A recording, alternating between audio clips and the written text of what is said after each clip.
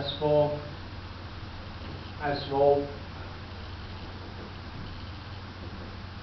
for norm spaces, we still have the same properties. One is the same. The first one is the same. The second one is stronger. It satisfies that lambda x, the norm of lambda x equals to lambda, absolute lambda times the norm of x. The last thing is the triangle equality. So, why I say this is stronger than this? Because this is homogeneous in property, and this side is symmetric. So when in homogeneous, we just let lambda equals to -1, and then when the homogeneous inequality holds for lambda equals to -1, and you get symmetry property. So a norm, the requirement for a norm is much stronger than a requirement for a metric. So if it's a norm space, it's definitely a metric space. You can just reduce a metric from the norm.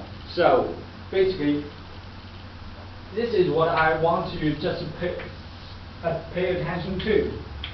That why norm space is very special. It's just because the requirement is much higher. It's a little higher.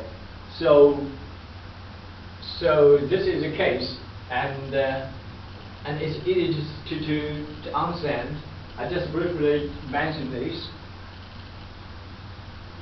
So we need some examples.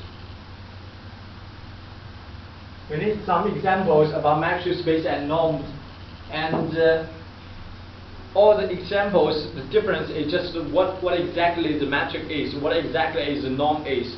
Different metric and different norm will reduce different metric space and the norm space respectively.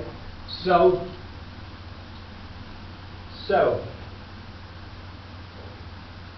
we will learn some examples. So the first example, I just give you some very special kind examples that you do not think it's that straightforward. The first metric is a discrete metric. This metric actually is, we will use it later. We define dxy equals to 1 or 0. If x equals to y, then it's 0. If x do not equals to y, then it's equals to 1. So the question now is, this special metric, is it arise from the norm? That's the point. So if you have spaces and linear spaces, and you define this kind of discrete metric, and somebody asks you, is it also has a norm defined on it?